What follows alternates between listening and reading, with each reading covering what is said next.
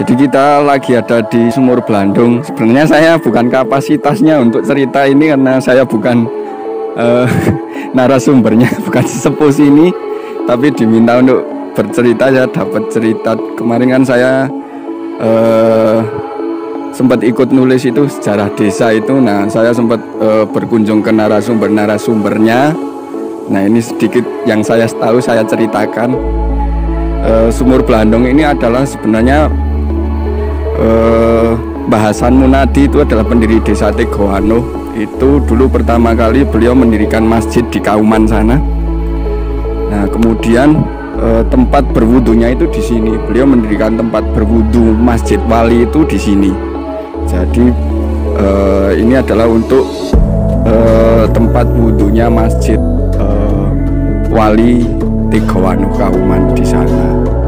Kemudian apalagi ini tiap satu surau dibersihkan ya, dibersihkan terus kuda lumping, terus alat-alat gamelan itu dicuci di sini juga. Terus setelah selesai membersihkan, masyarakat makan bareng di sini kayak nyadran lah istilahnya. Terus apalagi ada mitosnya kalau air ini dimasak nggak bisa mendidih. Ini ada mitos lagi, Sumur Blandung ini airnya salurannya sama Rawa Pening Tegoano di sana.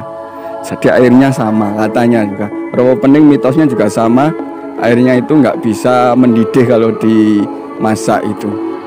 Begitu. Mungkin kalau lebih jelasnya besok teman-teman bisa datang ke sini kalau lagi wisata, nanti saya tembuskan ke narasumbernya langsung. Oke. Oh iya, saya Happy Zamdiantoro, saya pegiat pariwisata dari Tegoano. Oke, makasih.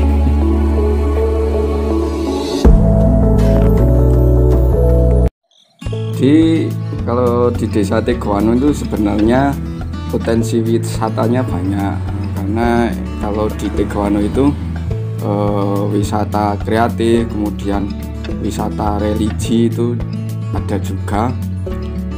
Untuk masuk ke Tegoano itu di sebelah kiri jalan, kalau dari arah Temanggung itu kita langsung disuguhkan rawa gembongan ya, rawa Tegoano.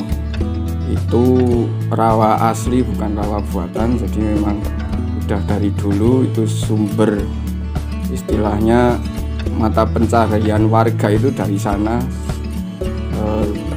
Sebelum tes produksi gending profesional ini, kalau warga Tegoano itu kalau cari tanah itu ambilnya di rawa Tegoano itu, di rawa gembongan. Karena memang tanah liatnya, tanah lempungnya di sana yang istilahnya kualitasnya nomor 1 lah kalau di Temanggung. Kalau sekarang seiring berjalannya waktu, rawa itu biasanya digunakan untuk pemancingan. Mungkin masih banyak potensi wisata lain yang bisa digali di sana. Kemudian yang kedua ada gerabah juga. Gerabah di sini sebelum genteng dan batu bata masuk ini sebenarnya kalau desa Tegoano itu kebanyakan pengrajin gerabah ya. Pengrajin gerabah, kemudian setelah itu genteng celumpring itu genteng yang dibuat manual.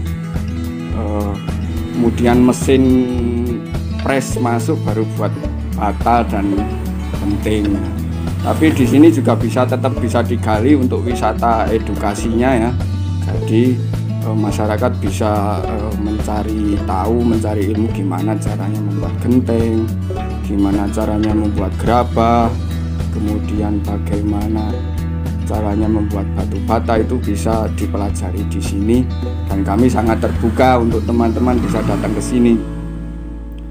Kemudian untuk praktek pembuatan gerabah juga bisa dilaksanakan di sini untuk teman-teman dari PAUD, TK atau SD dan lain-lain yang untuk praktek nanti bisa hasil karyanya bisa diproduksi di sini sekalian, kemudian bisa dibawa pulang hasil karya sendiri-sendiri.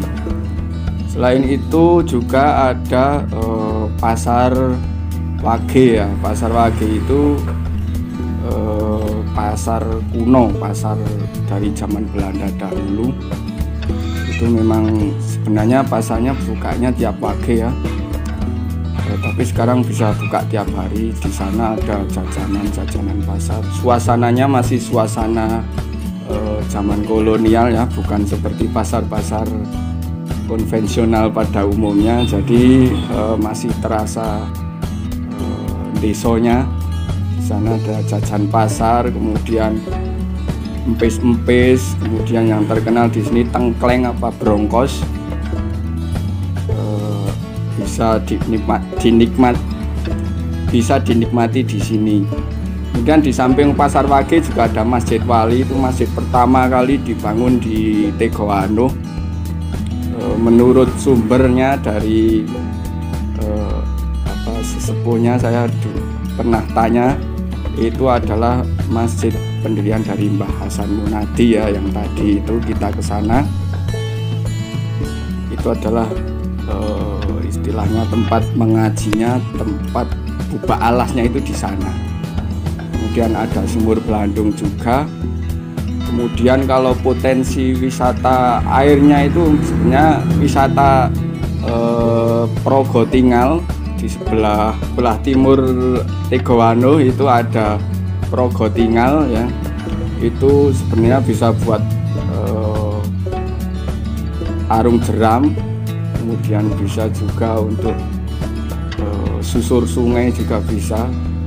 Tapi memang semuanya masih butuh effort yang tinggi untuk memajukan semua itu. Begitu aja mungkin. Terima kasih. Pokoknya Tegoano sangat menarik untuk dikunjungi. Banyak spot-spot wisata di sini yang bisa digali, beda dari yang lain. Kalau teman-teman penasaran seperti apa Tegoano, bisa datang ke sini, bisa mengunjungi. Nanti kita antar ke tempat-tempat bersejarah, kemudian nanti bisa juga ikut melihat pembuatan gerabah atau genteng atau batu bata. Nanti bisa menghubungi kami atau menghubungi pihak-pihak terkait. Terima kasih.